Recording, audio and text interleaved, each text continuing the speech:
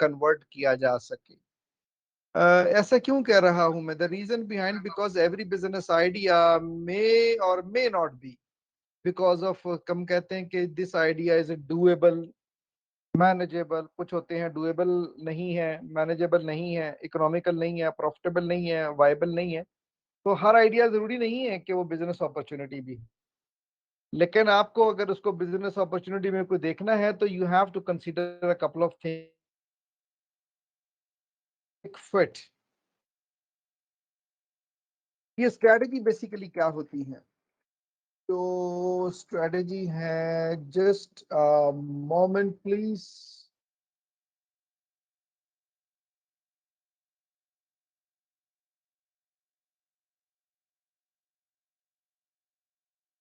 अभी आपको स्लाइड नजर आ रही है? No sir. No sir. Slide गायब हो गई है। अच्छा चलो स्लाइड आपको दिखाते हैं। Give me a moment. Slide slide, लेकिन मुझे नजर आ रही है स्लाइड। आप see how this can B.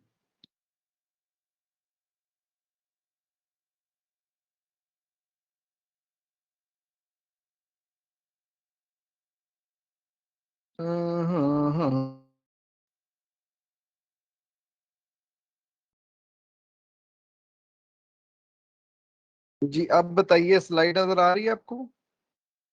Yes, sir. Ji sir, आ गई। Yes. Okay, so the first thing is that is called strategic fit. तो ये स्ट्रेटेजिक फिट क्या चीज है? स्ट्रेटेजी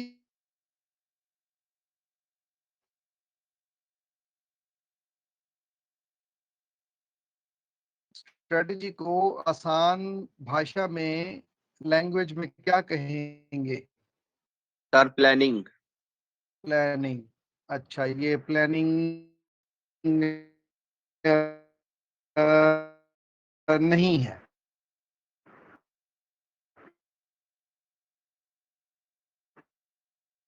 अगर प्लानिंग है तो फिर हम उसको प्लानिंग कहें तो स्ट्रेटेजी क्यों कहें? जी, एनीबॉडी एल्स? सर ये आई थिंक सर इसको हिकमत अमली कहेंगे। हिकमत अमली नु अंग्रेजी च की कहंदे हो? स्ट्रेटजी ही होगा सर।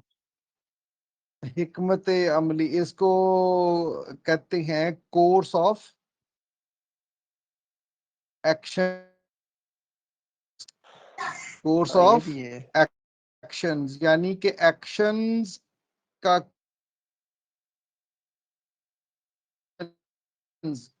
आप एक्शन क्यों करते हैं? एक्शन 1, एक्शन 2, एक्शन 3, एक्शन 4, हम एक्शंस करते हैं टू अचीव समथिंग और टू अचीव योर ऑब्जेक्टिव और to achieve your own goal और डेस्टिनी। तो आप जब स्ट्रेटजी की बात करें तो स्ट्रेटजी के अंदर दो चीजें होंगी, एक तो होगा ग्रुप ऑफ एक्शंस और दूसरा गोल, जिसके लिए आपने वो कोर्स ऑफ एक्शंस डेवलप किया हुआ है उसको कहते हैं strategy.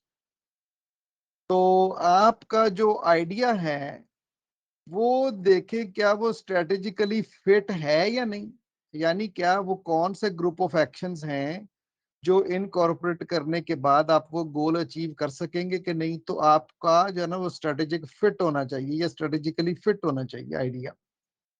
To understand what the market needs and realistically take account of capabilities you to provide it। यानी आपको अंडरस्टैंड करना है कि मार्केट की नीड क्या है, आप दे क्या सकते हैं, आपके पास अपनी कैपेबिलिटीज क्या है जिससे वो उसको कस्टमर की नीड्स को पूरा कर सकें।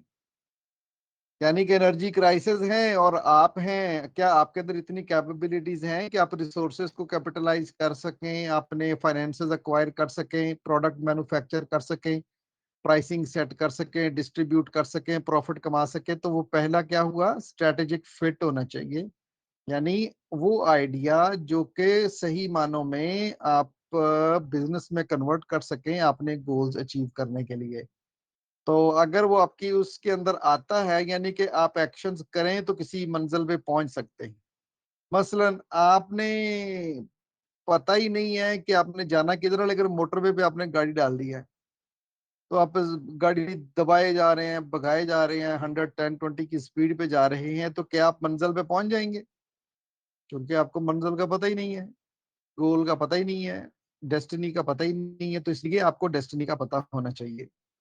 ओके, जब ये आप समझ जाएं कि हाँ मेरे अंदर ये कैपेबिलिटीज हैं, प्लान डेवलप करना है। क्या कर रहे थे वो? देख लिया घर। मैं कह रहा था कि मैं वो तो चले गए, काम खत्म हो गया। अंदर गए थे? हाँ जस्ट बेटा होल्ड करना जरा आप लोग।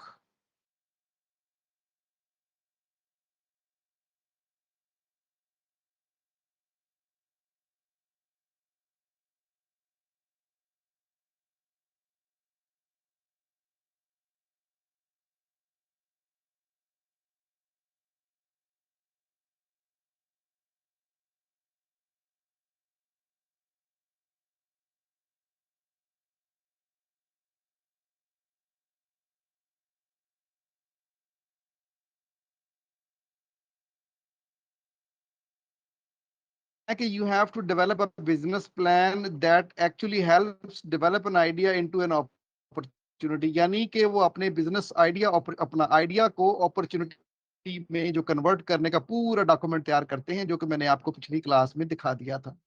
बिजनेस प्लान के बाद what comes in, that is team. तो फिर उस बिजनेस प्लान को एग्जीक्यूट करने के लिए आपको टीम की जरूरत होगी, और आइडिया अपॉर्चुनिटीज में उसी वक्त कन्वर्ट होगा कि अगर टीम नहीं है तो फिर वो अपॉर्चुनिटी नहीं है। No individual has all the knowledge. हर बंदे के पास हर तरह का नॉलेज नहीं है। No one is perfect. तो कोई सेल्स, कोई मार्केटिंग, कोई रजिस्ट्रेशन का होगा किसी के पास नॉलेज, किसी के पास सेल्स, डिस्ट्रीब्यूशन, फाइनेंस का होगा, किसी के पास अकाउंट्स का होगा। तो अब आपको जो है ना वो टीम जो है वो डेवलप करनी है।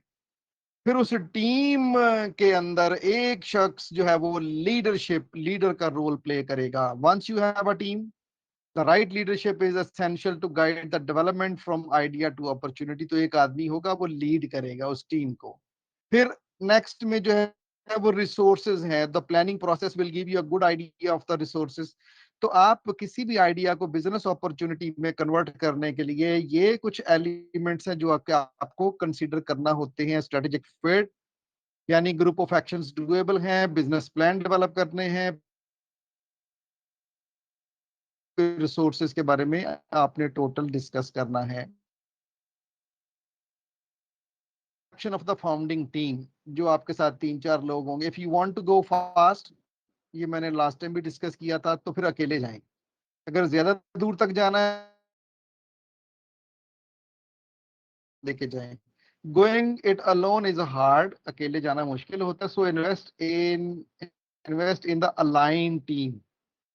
Look for complementary skills. Complementary जो मैंने अभी स्किल्स आपको बताए, रेलेवेंट स्किल्स जो हैं उनके ऊपर फोकस करें। Keep your objectives and vision clear. पता हो करना क्या है, यानी गोल क्या है, आपका ऑब्जेक्टिव क्या है। Bring diverse skill set. जो स्किल सेट है ना वो डाइवर्स होना चाहिए, मुख्तलिफ, जो मैं बार बार आपको बता रहा हूँ। Sales, marketing, finance, accounts, distribution.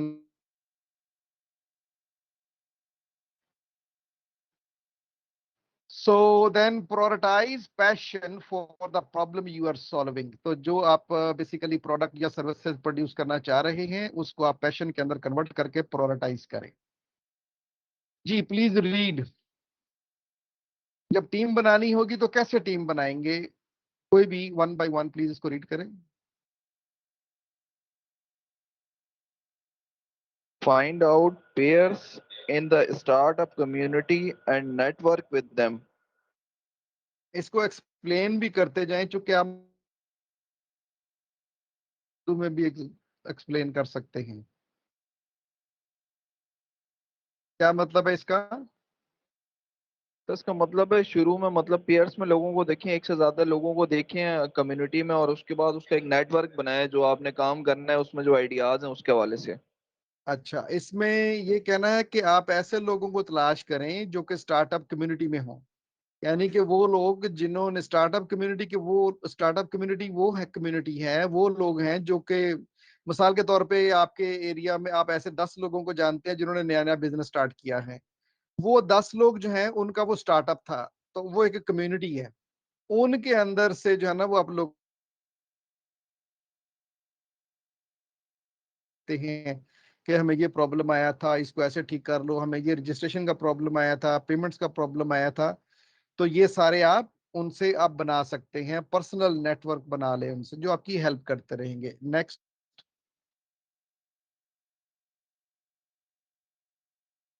फिर उसमें जो नेटवर्क डेवलप करें, उसमें जो वो आपका जो है ना वो अपना डिजायर्ड आपको चाहिए, डिजायर्ड टैलेंट, उनके साथ फिर आप ज्यादा क्लोज हो जाएं। Touch with like minded people, मैंने पहले कहा कि जो लोग आप जैसे पैशन है, काम करना चाहते हैं, आगे बढ़ना चाहते हैं, नया शुरू करना चाहते,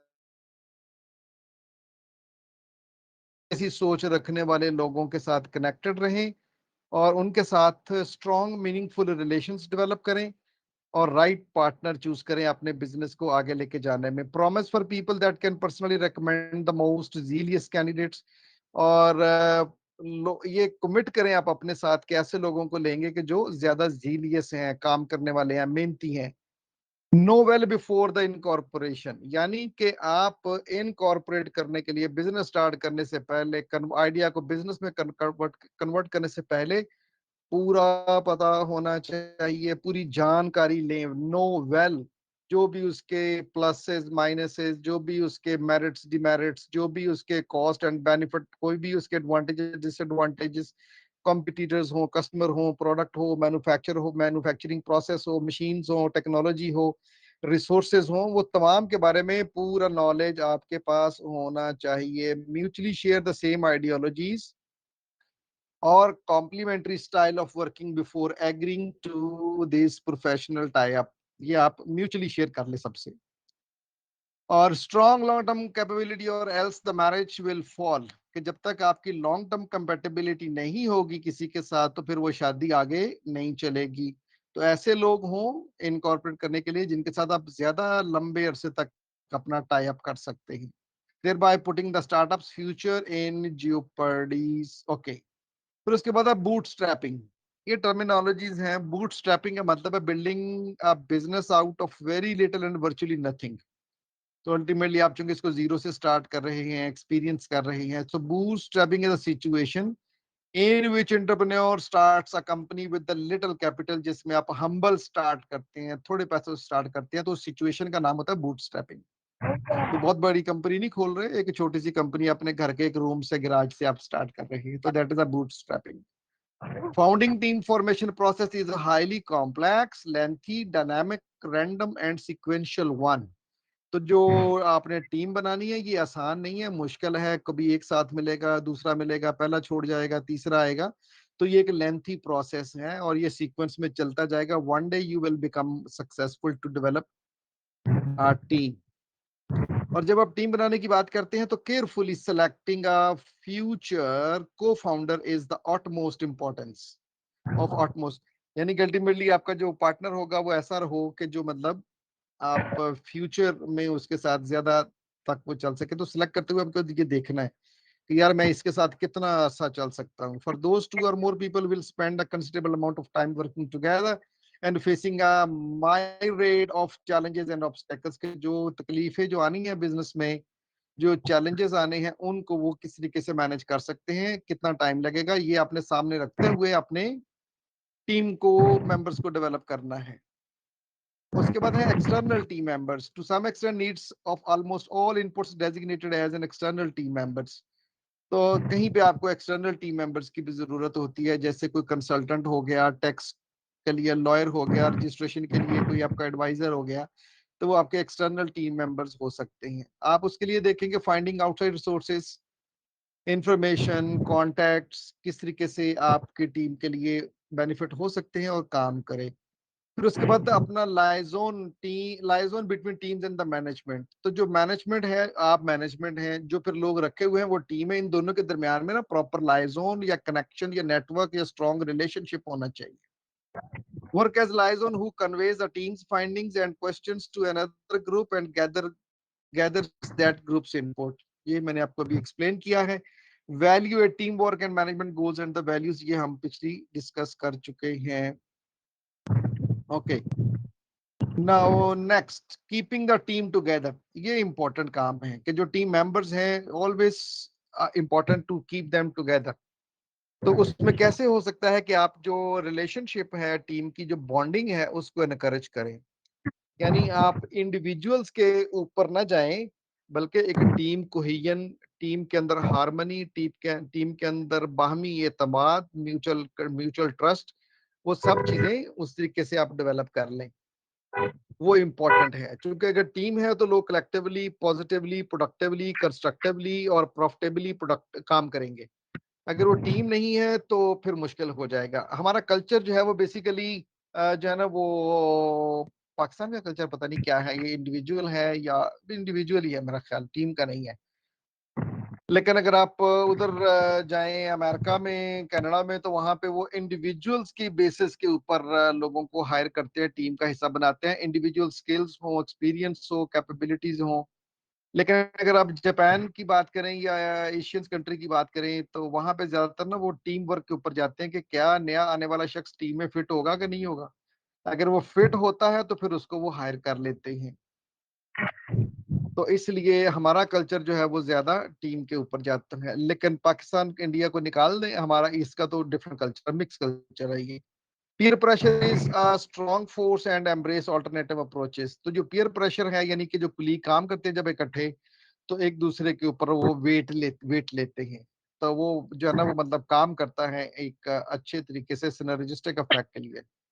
तो अपनी मेहनत नहीं, दोस्तों के कहने पे, कुलीग्स के कहने पे, class fellows, team members, employees के कहने पे जो है ना, वो लोग ज्यादा प्रेशर वो लेते हैं और इन फुल पॉजिटिव प्रेशर लेते हैं। Growth at emerging business is particularly uneven. तो जब बिजनेस नया है तो उसमें ग्रोथ जो है ना, वो मतलब स्ट्रेट फॉरवर्ड नहीं होती, वो अनइवन होती है। कभी बहुत अच्छा होगा, कभी बैठेगा बिजनेस, फिर ऊपर उठेगा, फिर बैठेगा। तो ये पीक्स वैलीज बनेंगी, या ये जो ईसीजी की वो वेव्स होती हैं वो बनेंगी। लेकिन वन डे आप जो है ना वो टॉप पे चले जाएंगे। Having a vision of the future which is compelling and engaging. Vision जो है ना वो रखना है आपने, ताकि वो आप एंगेज रहें अपने फ्यूचर बिजनेस के हवाले से। Having specific plans to select, motivate and empower individuals and teams. Okay, redesigning the organisation as often as necessary. जब भी आप फील करें कि कंपनी के सिस्टम में, उसके स्ट्रक्चर में रीऑर्गेनाइज करने की जरूरत है, तो फौरन से रीडिजाइन करें, रीऑर्गेनाइज करें, स्ट्रक्चर चेंज कर दें, रिपोर्टिंग सिस्टम चेंज कर दें, सेल्स मार्केटिंग इकट्ठा कर दें, सेल्स मार्केटिंग अलग कर दें, according to the nature of the need आप कर सकते हैं। Then we come out. जी, एनी क्वेश्चन?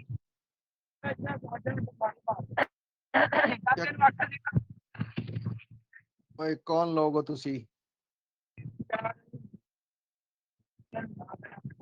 नहीं नहीं, गड्डियां नहीं सी आ रही हैं, गड्ढे आ रहे सी।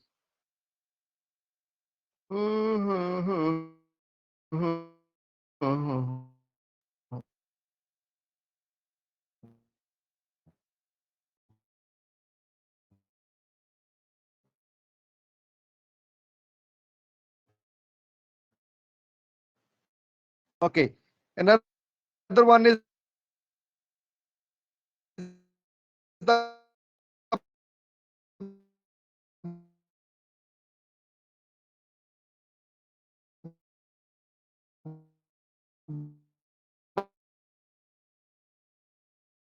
exhaustion।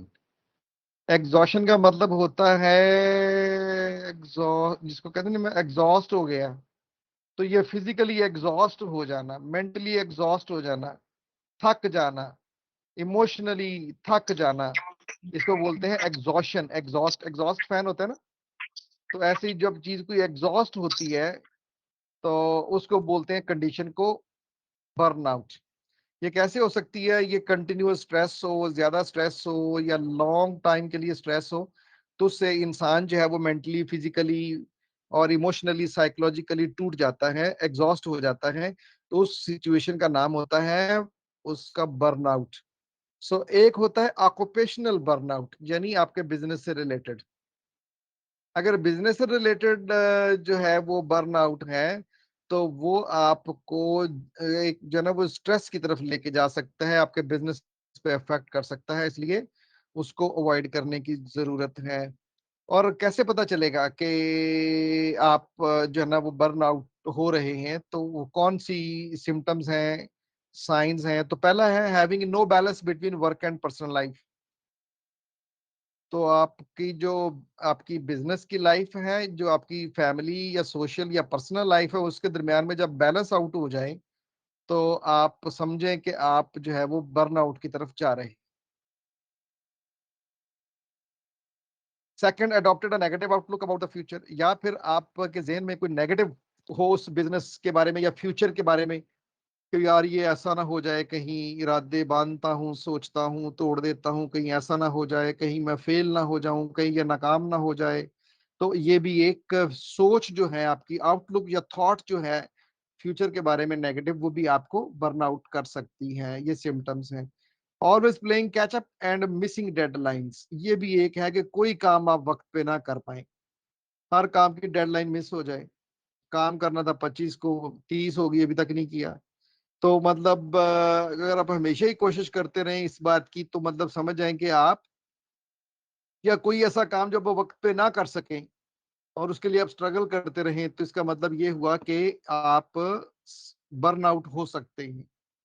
या फिर ये है कि काम करने के लिए कोई मोटिवेशन नहीं है और अपनी हेल्थ के बारे में कोई ख्याल नहीं है, स्ट्रेस लेवल्स बढ़ता जा रहा है, वर्क हैबिट्स बड़ी पुअर हैं और सिचुएशन बड़ी ऑकवर्ड है। तो दीज आर द सिचुएशंस और सिम्टम्स जो कि आपको बर्नआउट की तरफ ले जाएंगी। या फिर आप spend most time thinking about work, या ज्यादा टाइम जो है ना वो आप सोचने पे, अपने काम के बारे में सोचते रहो, परेशान होते रहो, सोचते रहो, परेशान होते रहो। ये बर्नआउट की तरफ लेके जा सकता है। Okay, please read family pressure. Sir मैं करूँ री? जी। A company is like a little baby and it's important it should not come under any family pressure. बिल्कुल, ये स्टीव जॉब जो है, ये स्टीव जॉब कौन है? स्टीव जॉब कौन है? आप ही बताएं जिसने पढ़ा है। सर आईफोन एप्पल का सीईओ। एप्पल का सीईओ। आजकल किस कहाँ पे होता है? आई थिंक फ्रांस में सर, इसका आइडिया नहीं है। आजकल ये कबर में होता है, मर गया है कुछ अरसा पहले, फौत हो गया है। एनीवे, तो उसने ये कहा था स्टीव जॉब ने कि जो भी आपकी नई कंपनी है वो आपके बिजनेस, आप एक फैमिली में एक छोटे बच्चे की तरह होती है। तो इसलिए उसको किसी किस्म का भी जो है ना वो फैमिली प्रेशर नहीं होना चाहिए। A company is like a little baby and it is important and should not come under any family pressure, किसी प्रेशर में नहीं आना चाहिए। Okay, next. Resistance from families to risks is one of the three biggest inhibitors of entrepreneurship, the other two being capital and awareness. कामयाबी में जो रुकावट है ना वो तीन चीजों की तरफ से आती है। पहली जो है उन्होंने कहा जी कि पैसा नहीं है, कैपिटल। दूसरा, आपको बिजनेस के बारे में पता ही नहीं है। और तीसरा, आपको फैमिली के अंदर से आ सकती है कि जो आपको बिजनेस करने से रोक, ले मुंह देख इसका, ये कारोबार करेगी, ये बिजनेस करेगा और तुम नहीं कर सकते, और ये तुम्हारे बस का रोग नहीं है। तो ये सारा क्या है? ये फैमिली प्रेशर है। मैं तुझे कहाँ से पैसे दूं, अब निकाल के तू आ जाती है, आ जाता है मेरे पास पैसे मांगने के लिए, ये भी बिजनेस में चाहिए। तो ये फैमिली प्रेशर, तुझे पहले ही कहा था ना कर, ये पंगा ना ले। तो ये फैमिली प्रेशर जो है ना, ये रुकावट है किसी भी बिजनेस के सक्सेस होने में, फैमिली की तरफ से। Never ending family pressure for job security through traditional mean आते रहते हैं। तो इसलिए इनको अंडरस्टैंड करने की जरूरत है। Add to some myths like not being, if one runs his or own business. तो ये भी मतलब एक प्रॉब्लम हो जाता है कि मतलब कहते हैं ना लोग, ये अपने काम के बारे में सोचता है। So like not being able to find a good matrimonial alliance, ये किसी के साथ बना नहीं सकता, रिश्ता जोड़ नहीं सकता, क्योंकि ये हमेशा अपने ही बिजनेस का सोचता है। तो ये भी मतलब फैमिली में आपको फेस करना पड़ता है। उसके बाद है नेक्स्ट, प्लीज रीड।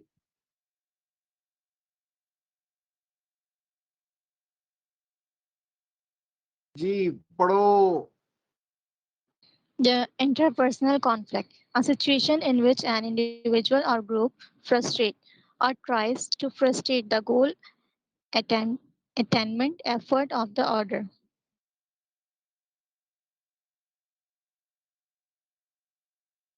एक होता है इंटरपर्सनल, एक होता है इंट्रापर्सनल। बताएं, आप जब बोलेंगे नहीं ना तो मैं आपको बता नहीं सकूंगा कि ये क्या, इसलिए आप ज्यादा से ज्यादा ना क्वेश्चन का जवाब फौरन दिया करें। माइक ओपन करें, कोई जी नहीं बता ये है। अपनी जो जाती होती हैं और इंट्रापर्सनल,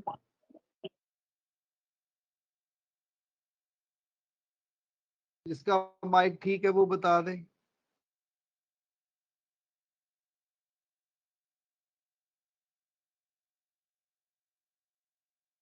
ओके, इंटर और इंट्रापर्सनल यानी अगर घर में दो भाइयों के दरमियान में कोई कॉन्फ्लिक्ट हो या दो बहनों में या बहन भाई में हो, उसको कहते हैं इंट्रापर्सनल कॉन्फ्लिक्ट।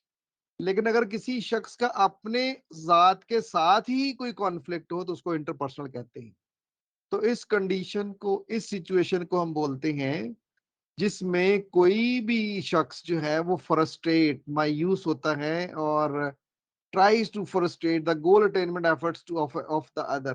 तो वो सिचुएशन में वो प्रॉब्लम क्रिएट करता है। ये मैंने आपको गलत बता दिया। इसमें जो इंटरपर्सनल है वो दो बंदों के दरमियान है और जो इंट्रा है वो उस बंदे के अपने दरमियान में। यहाँ पे इंटरपर्सनल है तो जो लोगों के दरमियान में है। In which an individual group frustrates or tries to frustrate or the goal attainment efforts of the others। तो ये इंटरपर्सनल कॉन्फ्लिक्ट है, यानी दो लोगों का आपस में कॉन्फ्लिक्ट। आगे है behavioural component of conflict involve someone interfering with the objective of another person. तो ये बिहेवियर से रिलेटेड भी कॉन्फ्लिक्ट है। तीसरा है cognitive component involves disagreement between the parties that illustrates the differences between the interest and the objective of the conflicting parties। यानी कि दो डिफरेंट लोगों में ये जो, देखिए मैं आपको तीन चीजें बताता हूं इसमें। तो एक होता है बिहेवियर, एक होता है कॉग्निटिव, एक होता है अफेक्टिव। अब मैं आपको कैसे बताऊं। आप आपका एक, अगर ह्यूमन बॉडी की बात करें ना तो ह्यूमन बॉडी में एक जो सबसे ऊपर क्या होता है ह्यूमन बॉडी में,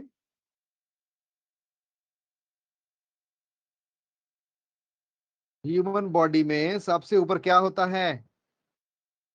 ब्रेन ब्रेन। तो ब्रेन क्या करता है?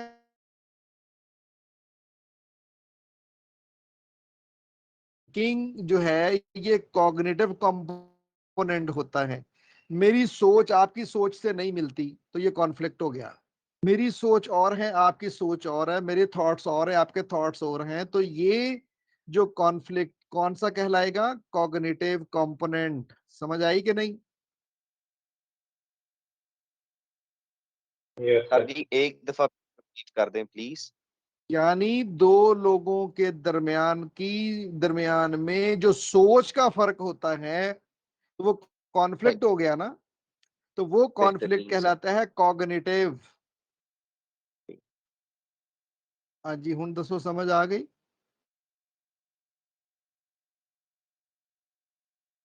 Yes, sir. ओके। तो दूसरा होता है जो वो होता है बिहेवियरियल कंपोनेंट, यानी कि एक आदमी का बिहेवियर दूसरे के बिहेवियर से जो है ना वो कॉन्फ्लिक्ट है, तो वो बिहेवियरियल कॉन्फ्लिक्ट लाएगा। एक का बिहेवियर दूसरे का बिहेवियर आपस में मैच नहीं करते।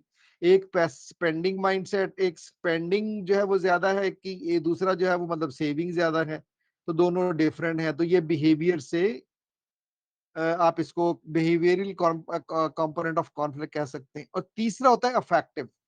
अफेक्टिव जो है ना ये फीलिंग से रिलेटेड होता है, ये इमोशन से रिलेटेड होता है। तो फीलिंग जो मैंने कहा था ना, ब्रेन, ब्रेन के बाद नीचे है आपकी बॉडी, तो बॉडी के साथ जितना भी होगा ना वो होगा बिहेवियरियल। जो ब्रेन के साथ होगा वो कॉग्निटिव, जो फीलिंग्स के साथ होगा, दिल के साथ होगा, वो affective component. So affective component is related to the negative emotional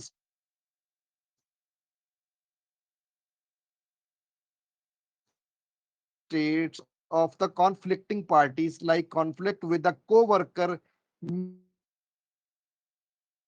may make you feel happy, angry, स्थाई हो जाए। इसको आप यूं कह सकते हैं, क्लैश भी कह सकते हैं। किसी के बिहेवियर से आप क्लैश कर सकते हैं, किसी की पर्सनालिटी से आप क्लैश कर सकते हैं, किसी की सोच से क्लैश हो सकता है। हुण समझ आ गई कि नहीं?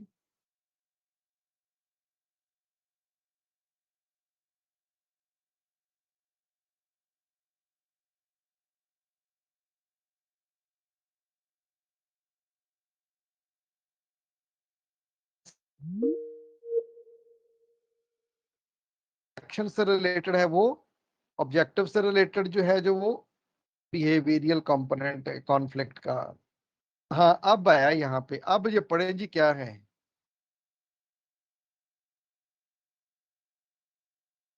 टाइप्स ऑफ कॉन्फ्लिक्ट पढ़े जी। Types of conflicts and management. Interpersonal conflict between individuals due to differences in their goals or values.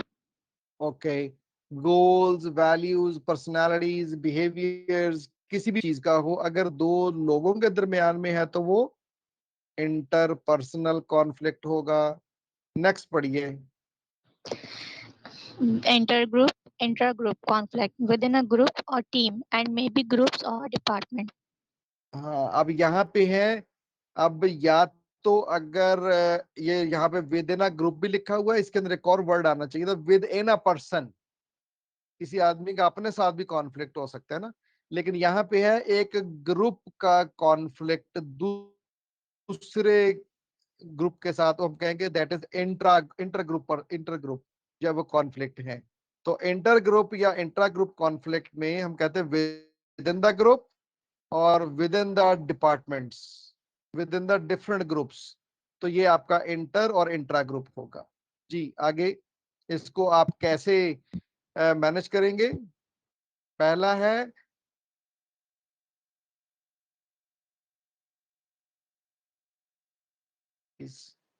यानी या तो अगर दो ग्रुप में या दो लोगों में कॉन्फ्लिक्ट है तो उसको कैसे टैकल करेंगे? या तो आप कंप्रोमाइज कर लें या उसके साथ मिल जाएं, तो आप कॉन्फ्लिक्ट को खत्म कर सकते हैं। दूसरा कोलैबोरेशन। कोलैबोरेशन में ये क्या, resolving the differences by leaving them both better off, यानी दोनों को आपस में जो डिफरेंसेस हैं वो रिजॉल्व कर दें। तो उससे जो है वो पहले वाले अकम्पलिशमेंट रिजॉल्व नहीं कर रहे हैं, बल्कि उनके साथ मिल जाते हैं, या तो कंप्रोमाइज कर लेते हैं, या तो बन जाते हैं, या बना लेते हैं, या कन्विंस कर लेते हैं, या कन्विंस हो जाते हैं, वो अकम्पलिशमेंट।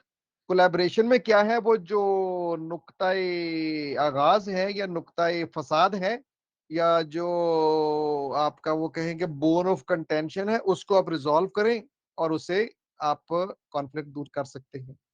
तीसरा है अकोमोडेशन। अकोमोडेशन में क्या है कि अगर कॉन्फ्लिक्ट है तो आप अपने कंसर्न को इग्नोर कर देते हैं, दूसरे की बात मान लेते हैं, उसको अकोमोडेट कर लेते हैं। तो उसमें क्या है, उसमें आप कॉन्फ्लिक्ट को ठीक कर सकते हैं, वो अकोमोडेशन है। इसके ऊपर ना पूरा एक दिन का लेक्चर होता है, ये आपको सिर्फ एक आइडिया दे रहा हूं समझाने के लिए। चौथा है competition, tries to maximise its own gain and has a little interest and understanding of others position. तो चौथा जो है ना, वो कंपटीशन की तरफ आप जाते हैं कि जितना आप मैक्सिमम कर सकते हैं, तो आप उससे कॉन्फ्लिक्ट दूर हो जाएगा। जब आप मैक्सिमम गेन, जब दोनों पार्टीज मैक्सिमम गेन करना चाह रहे हैं, तो फिर आपको दूसरे की पोजीशंस को अंडरस्टैंड करना होगा, उससे आप जो है ना कॉन्फ्लिक्ट दूर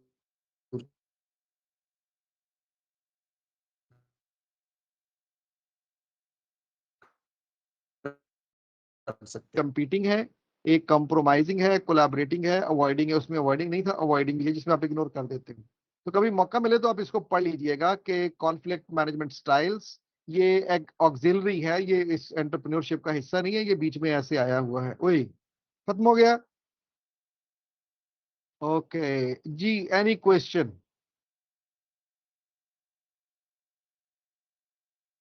कोई क्वेश्चन बताओ जी।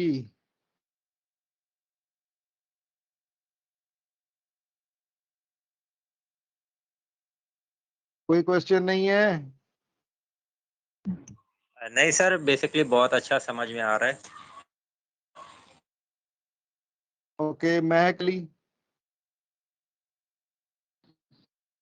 No, sir, no questions. Mohammad Aqib? Question है मोहम्मद आकिब, क्विकली बताइएगा मार्केट किसे कहते हैं? सर क्या कहते हैं, अपना प्रोडक्ट आप शो कराते हैं और लोगों को दिखाते हैं कि आप ये चीज परचेज करें। मेरा जो लैपटॉप है ना जरा महंगा है, नहीं तो मैंने लैपटॉप दीवार पे मार देना था। आपने तो सारे काम का ही मेरी मेरी डिलीवरी का ही बड़ा कर दिया।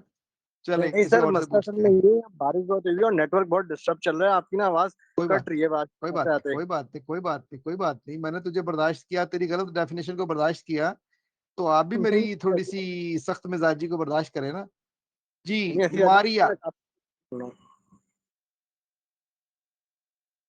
मारिया जी सर। जी बताइए, मार्केट को कैसे डिफाइन करेंगे, क्विकली बताइए।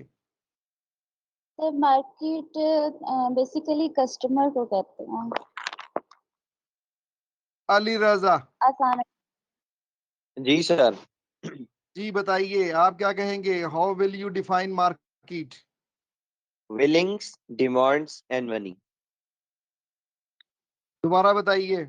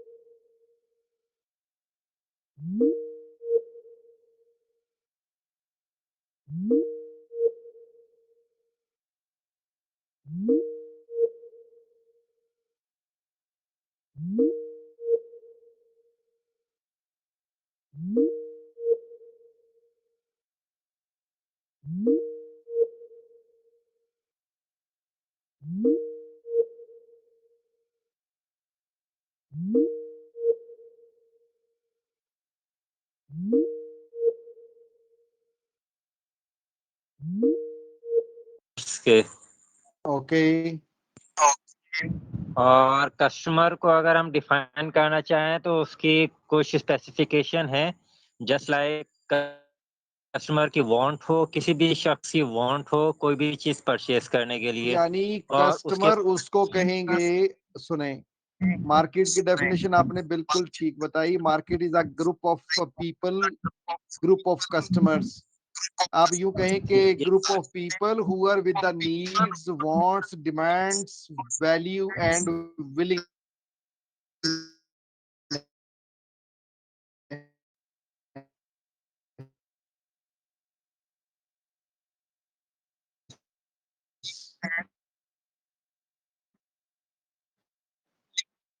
यस सर, तो ऐसे ही है। कस्टमर जो है हर वो शख्स या हर वो ऑर्गेनाइजेशन है जिसकी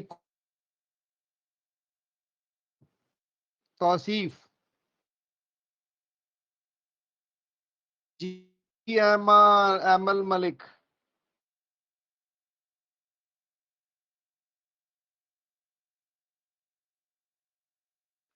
एमल मलिक,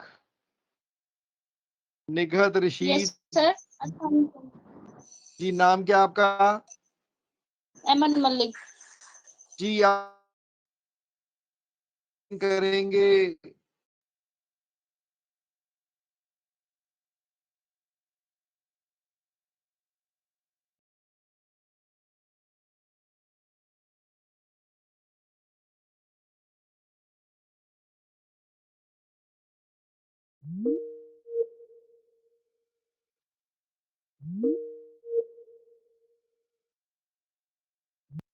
मार्केट में जिस चीज की जरूरत हो, थोड़ा सा और जोर डालो छोटे से जेन पे। हर वो शख्स या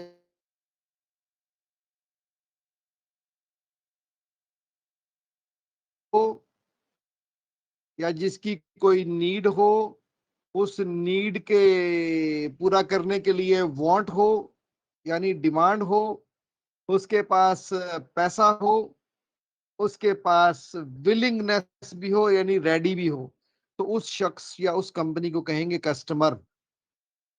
और अगर कस्टमर्स का एक ग्रुप हो तो उसको बोलेंगे मार्केट। अगर मैं कहूं कि what is the market size of cellular industry, तो आप क्या बताएंगे?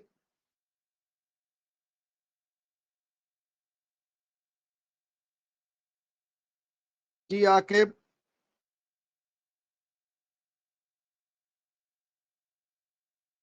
सर क्वेश्चन रिपीट करेंगे क्या अपने कस्टमर को? मैंने कहा कि सेलुलर इंडस्ट्री में मार्केट साइज क्या है, सेलुलर इंडस्ट्री का मार्केट साइज क्या है? सेलुलर इंडस्ट्री का मार्केट साइज क्या है सर? हाँ जी। सर मैं इसका अभी दे नहीं पाऊंगा, मुझे समझ नहीं आ रहा सर मुझे। आप मार्केट साइज का मतलब क्या देर में आता है आपके? जैसे आपकी कितनी मार्केट है और उसमें किस तरह के कस्टमर्स हैं, और किस तरह की मतलब उसमें वो है, आपके बायर्स किस तरह के हैं। मार्केट साइज पूछ रहा हूं कि मार्केट साइज का मतलब क्या था? साइज। Number of buyers. अल्लाह तोड़ा बायर्स, तो बायर नंबर ऑफ कस्टमर्स, तो सेलुलर इंडस्ट्री में number of users, number of subscribers, तो वो नंबर जो है वो मार्केट साइज है, और जो कस्टमर है वो मार्केट है। सर आपकी स्पेसिफिक आवाज दोबारा नंबर, करिए। जो स्पेसिफिक नंबर है, कितने लोग मोबाइल फोन यूज करते हैं, वो हम कहते हैं 10 करोड़। तो 10 करोड़ जो है वो मार्केट साइज है सेलुलर इंडस्ट्री का। और फिर मार्केट क्या है? Number of users, number of subscribers जो है वो मार्केट है। और वो कितने लोग इस्तेमाल कर रहे हैं, तो वो लोगों से पता चला जी 10 करोड़। या वो लोग कितना पैसा खर्च करते हैं, तो वो वैल्यू है, वो वैल्यू भी मार्केट साइज है। तो जैसे मार्केट यूजर्स होते हैं, साइज, जैसे गूगल अक्सर हमारे इतने यूजर्स हो गए, माइक्रोसॉफ्ट देता है इस तरह के यूजर्स। जो यूजर्स हैं वो मार्केट है, यूजर्स मार्केट है, कस्टमर्स मार्केट है, बायर्स मार्केट है। और वो जो यूजर या बायर या कस्टमर या कंज्यूमर है, उनकी तादाद से हम कह सकते हैं मार्केट साइज। उन वो जितना पैसा खर्च करते हैं उस पर्टिकुलर प्रोडक्ट के लिए, उसको कह सकते हैं मार्केट साइज। या वो जितना कोई प्रोडक्ट कंज्यूम करते हैं उसके वॉल्यूम पे कह सकते हैं मार्केट साइज। जी सर। नहीं समझ आई तो पूछ लो। ये आ गई सर। अच्छा बताएं क्या समझ आई फिर। आपने ये बताया कि जो जितने सेल्युलर वो होंगे, जो जितने मोबाइल फोन के यूजर्स होंगे, जो जितने उसमें से यूज करते हैं, वो सारे जितने भी होंगे, वो कस्टमर्स और यूजर्स, और ये सारे सेल्युलर इंडस्ट्री का मार्केट साइज एक कहलाता है। अच्छा, यूजर्स जो है उसको बोलेंगे मार्केट साइज, और उनका जो जी। स्पेसिफिक नंबर उसको बोलेंगे मार्केट, जो उसका स्पेसिफिक नंबर होगा उसको बोलेंगे मार्केट साइज। जी कोई और बताए? Adnan. Sir market size basically number of buyers या नंबर ऑफ कस्टमर्स कहलाएगा। और सेकंड आपने क्या सर सवाल किया था? मार्केट और market size. Sir market market तो उसे डिफाइन उसको बोलेंगे ना जहाँ पे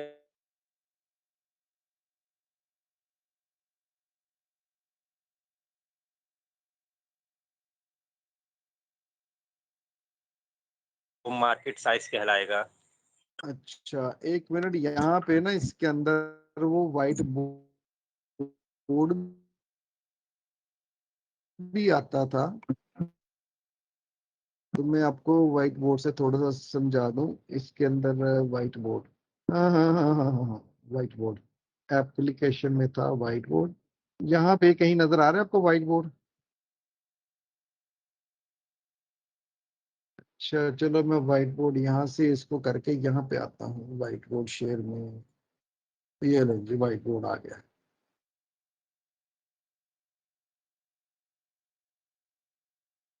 Microsoft white board,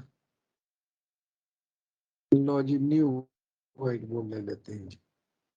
present white board everyone can edit, नहीं जी, यही करेंगे, प्रेजेंट करेंगे हम।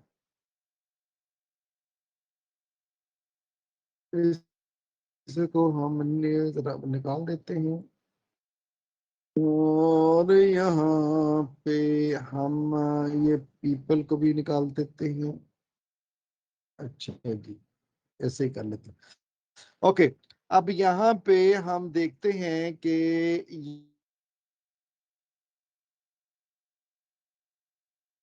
ये है आपके पास, फॉर एग्जाम्पल ओके, मैं ऐसा कर देता हूँ। ये देखिए, एक, दो, ये है जी, तीन, ये हैं आपके यूजर्स। ठीक हो गया,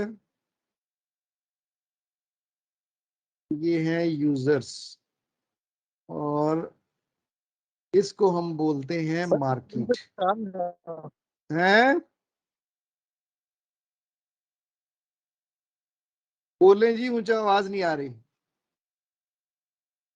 जी सर, आ गया। मैं कुछ आ नहीं रहा था, अब आ गया, वो स्क्रीन बिल्कुल गायब हुई थी पहले। अच्छा जी, ये मैंने फिर गायब कर दी है, रीलोड किया है, अब वो मुझे दोबारा से करना होगा। Something went wrong again. ओए हाय, ओए हाय। ओके, आ गया जी वही।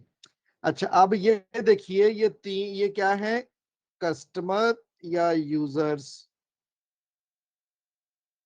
ओके, तो ये क्या है, ये यूजर्स हैं, ये बायर्स हैं, और इसको मैंने कहा कि ग्रुप, ये ग्रुप हो गया, ग्रुप ऑफ यूजर्स या ग्रुप ऑफ कस्टमर्स या ग्रुप ऑफ बायर्स, इसको क्या बोलेंगे, मार्केट। अब समझ आ गया है इतना, क्या नहीं आया? यस सर, आगे तो यस सर। ओके, अब मैं अगली जो बात करता हूं, मैं कहता हूं कि for example C for cellular, I for industry. तो जो क्या होगी, तो मैं कहता हूं कि जितने लोग जो मोबाइल फोन इस्तेमाल करते हैं, ये है, इसको बोलते हैं मोबाइल फोन यूजर्स, या इनको बोलते हैं सब्सक्राइबर्स। समझ में आया कि नहीं? अब ये हमने, ये तो मार्केट की डेफिनेशन बात कर ली थी, अब हम मार्केट साइज की बात करते हैं। तो ये हमने एक इंडस्ट्री चूज की, इसको हमने कहा कि ये हमारे हैं सेलुलर इंडस्ट्री के मोबाइल यूजर्स। अब ये मोबाइल यूजर जो हैं वो बेसिकली, हमने कहा कि ये हैं 10 करोड़, 10 करोड़, ये हो गए 10 करोड़। अब ये जो 10 करोड़ बेसिकली क्या हुआ, इसको बोलते हैं मार्केट साइज। समझ आ गई अभी? ये है आपकी number of users, number of subscribers, number of buyers, इसको बोलेंगे मार्केट। और उसके बाद इसको बोलेंगे, अगर उसके स्पेसिफिक नंबर का पता चल गया आपको, ये स्पेसिफिक नंबर है, ये आपका हो गया मार्केट साइज। एक और तरीका भी है, अब वो और तरीका ये है, व्हाइट बोर्ड शेयर नहीं हो रहा सर, तो फिर मैं क्या कर सकता हूँ? चलो मैं रीलोड कर लेता हूँ।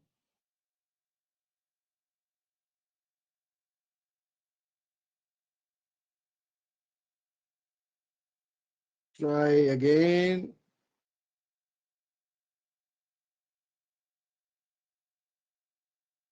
एक ना कंप्यूटर के साथ एक डिवाइस लग जाती है जिसको बोलते हैं वैमियो।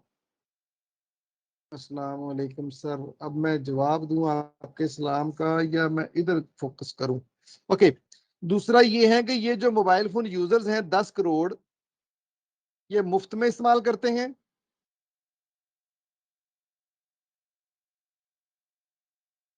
जी मेरी आवाज आ रही किसी को? यस सर, आवाज आ रही है। Yes sir. मेरा क्वेश्चन ये है कि क्या ये मुफ्त में इस्तेमाल करते हैं? नो सर, ये नो परचेज। सर, फ्री में। तो ये क्या करते हैं, पैसे देते हैं? Yes sir. तो ये जो पैसे देते हैं ना, यस डॉलर्स, सर, ये तो अब जितने डॉलर खर्च होते हैं, तो फॉर एग्जांपल अगर ये होते हैं करते हैं कंपनीज को। 120 मिलियन डॉलर पे मतलब का इस्तेमाल करते हैं मोबाइल फोन, तो ये क्या कहलाएगा? ये भी मार्केट साइज। तो मार्केट साइज जो है, या वो यूजर जो पे करते हैं उसकी बेसिस पे, या जो जितना इस्तेमाल करते हैं यूजेज, उसकी बेसिस के ऊपर भी आप मार्केट साइज जो है वो निकालते हो। यूजेज, ये भी आपका मार्केट साइज कहलाएगा। अब समझ आ गई है कि नहीं आई?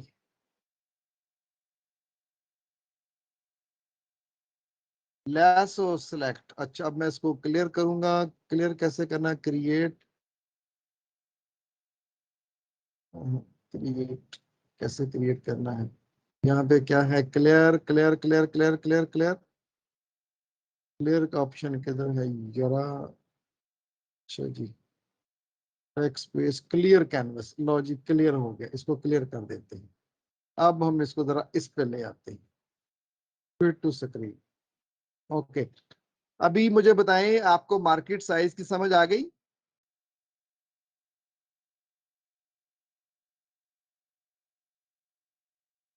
Hello, yes sir. बताएं क्या समझ आई फिर?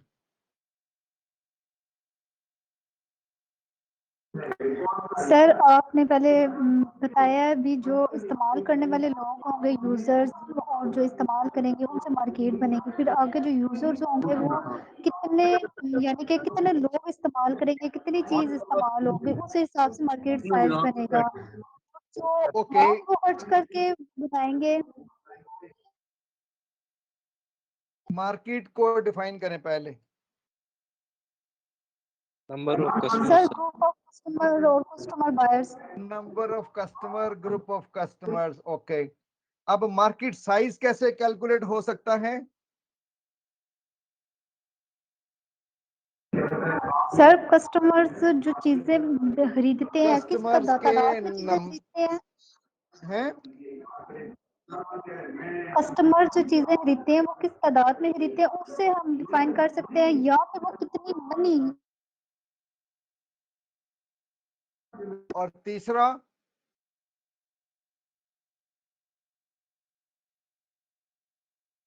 खरीदने वाले कितने लोग हैं?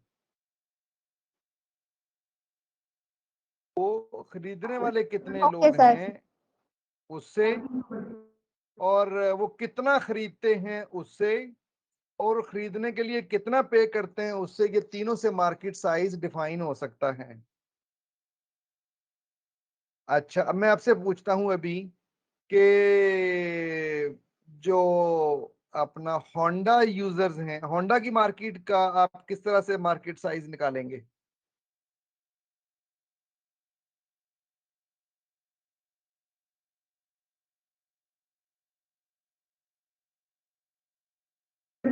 सर हम देखेंगे ना कितने लोगों ने खरीदा है, कितने का खरीदा है, और यानी कि कितने पैसों का खरीदा है, इससे ही अंदाजा लगाएंगे भी।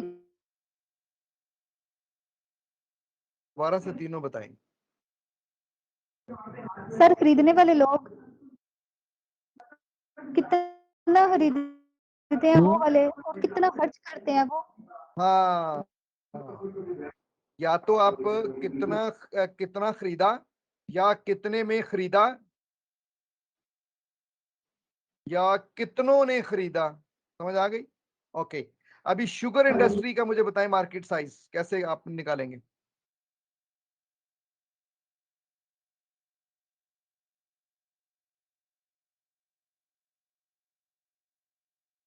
Sugar industry,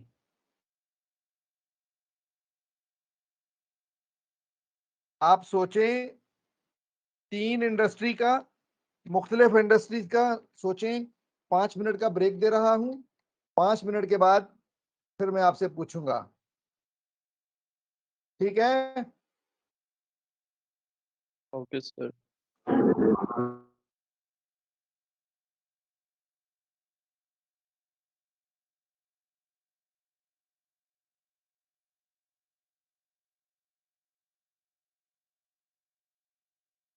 hello,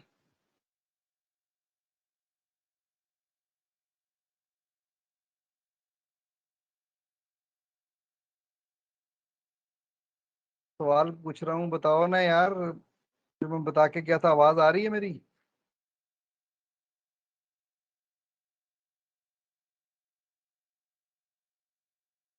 Numan, sir, आवाज आ रही है अब आपकी।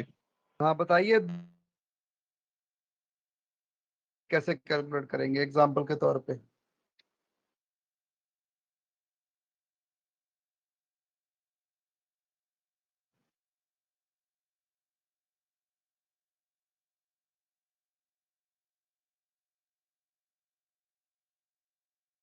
आवाज डिस्ट्रैक्ट हुई गई है सर आपकी क्वेश्चन के टाइम पे। आप क्वेश्चन क्या पूछ रहे हैं? मैंने कहा था इंडस्ट्रीज बताइए ऐसी 3 जिसका आप मुख्तलिफ तरीके से मार्केट साइज जो है वो करते हैं। सर एनर्जी की इंडस्ट्री है, शुगर की इंडस्ट्री है, पेट्रोलियम मुझे एंड ये गैसेस नहीं की पूछना, इंडस्ट्री मुझे है। ये पूछना है कि मार्केट साइज कैसे कैलकुलेट करेंगे? सर इनकी प्रोडक्शन के हिसाब से। कोई एक इंडस्ट्री एग्जाम्पल के तौर पे चूज करें। फॉर एग्जांपल सर शुगर की इंडस्ट्री है, तो वो कितना शुगर की शुगर के इंडस्ट्री कैन का परचेज। मार्केट साइज क्या होगा? सर उनकी जो परचेज ऑफ शुगर कैन है और प्रोडक्शन है उसके अकॉर्डिंगली निकाला जाएगा। मसलन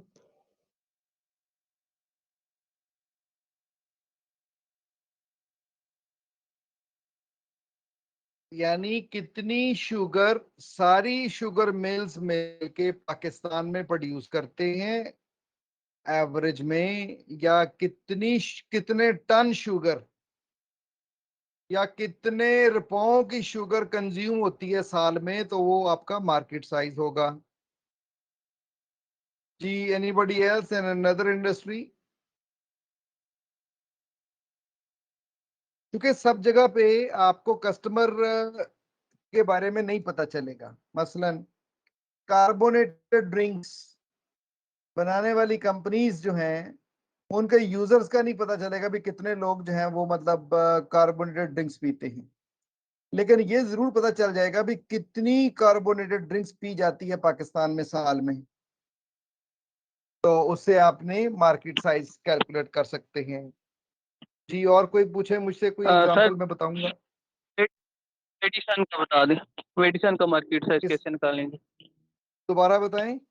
मेडिसन मेडिसिन में आप एक मेडिसिन अगर यूज करते हैं, फॉर एग्जांपल पैनाडोल, अब पैनाडोल जो है वो मतलब काउंटर पे बिकती है, ठीक है? और एक अदारा है जिसका नाम है कैलकुलेट करता है कि एक साल में कितनी पैनाडोल पाकिस्तान के अंदर मौजूद तमाम कंपनी से मिलकर प्रोड्यूस की है या उन्होंने मिल के बेची है। तो वो जो है वो उसकी या तो वॉल्यूम या वैल्यू, इन दोनों के ऊपर जो है वो मार्केट साइज आप निकाल सकते हैं। यानी कि पाकिस्तान में जो है वो 20 करोड़ रुपए की पैनाडोल हर साल बिकती है, तो 20 करोड़ का मार्केट साइज है उसका। सर इसमें प्रोडक्शन आ जाएगी, उसके बाद नहीं, कंज्यूमर प्रोडक्शन आ नहीं, जाएगा। प्रोडक्शन नहीं मैं कह रहा हूँ, प्रोडक्शन की बात नहीं कर रहा हूँ मैं, जितनी बिकी सही।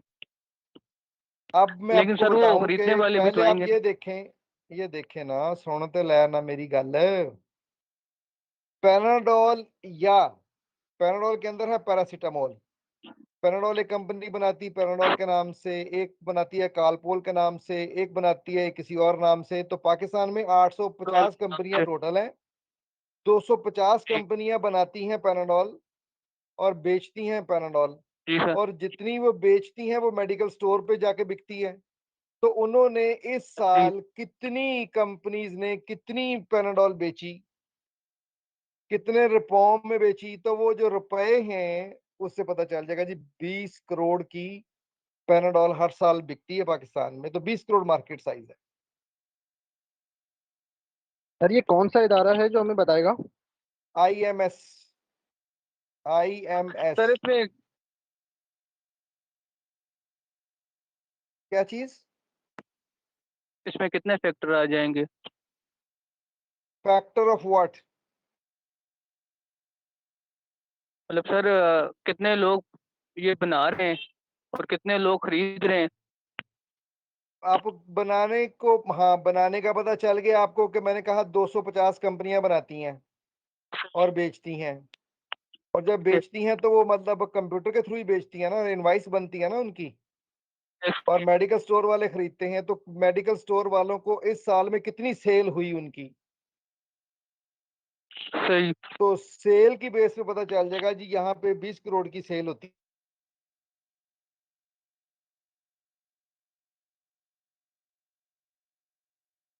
जी। सर गूगल पे इस हवाले से कुछ मिल नहीं रहा है IMS के हवाले से। IMS जो है ना वो मेडिसिन के लिए है, फार्मास्यूटिकल कंपनीज के लिए IMS अदारा है।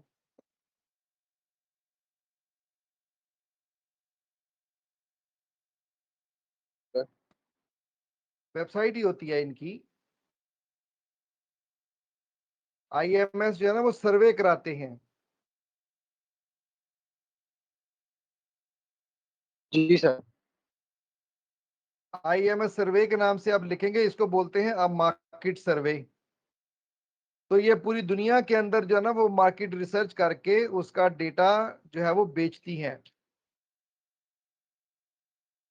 तो जिससे फिर दूसरी कॉम्पिटिटर्स को पता चलता है कि भाई कि कौन सी कंपनी की कितनी मेडिसिन बिकी और उस कितना मार्केट शेयर है उनका।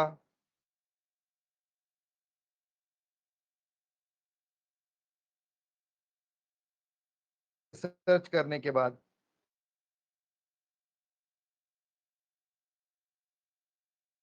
जी।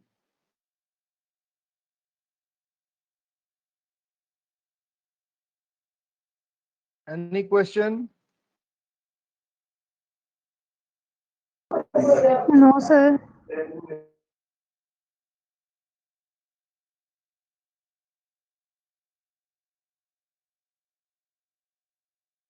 अच्छा जी, अच्छा जी, अच्छा जी, अच्छा जी। ये देखें, ये मैंने अभी आपके सामने ये दिखा रहा हूं कि ये है IMS। ये IMS जो है ना वो रिसर्च करते हैं, ट्रेनिंग देते हैं। और IMS ग्लोबल ये रिसर्च करने के बाद ये देखें ना, कंपनीज आ गई इनके सामने, निसान, मैक्रो। ये इन कंपनीज की सेल्स इकट्ठी करते हैं मंथ वाइज, डेली, और फिर ये उसके बना के देते हैं किस कंपनी की कितनी बिकी, किस कंपनी की कितनी बिकी। फिर ये टोटल करके बताते हैं किस कंपनी का कितना शेयर है, किस कंपनी का कितना शेयर है। नजर आ रहा है आपको? तो ये Yes, sir. रिपोर्ट्स बेचते यस हैं सर। फिर ये।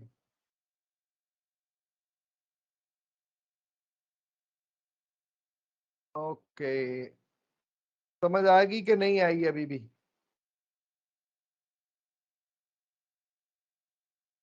सर आ गई है। ओके, अब जो है यूनिट नंबर 3।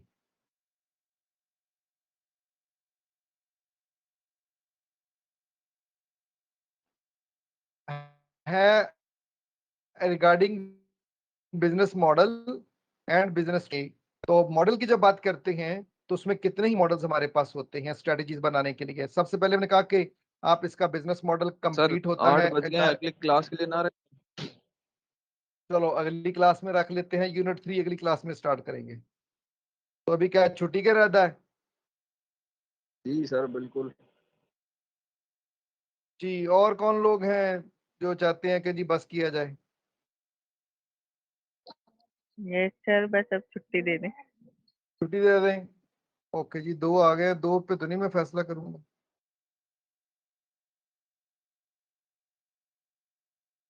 कम से कम 10-12 लोग अगर कहें कि जी छुट्टी दे दो फिर छुट्टी होती है, अब 1-2 बंदों के कहने पे तो नहीं होती। सर टोटल 10-12 सर, तक लॉग इन होते हैं, उसमें से 2-4 ही होते हैं। ठीक है जी सर, काफी है करते सर। हैं। आज 3 हो गए हैं जी। जी सर, मैं भी कह सर रही देते थे भैया। थी 4 हो गए जी, 5 हो गए हैं। सर जी छुट्टी दे दें।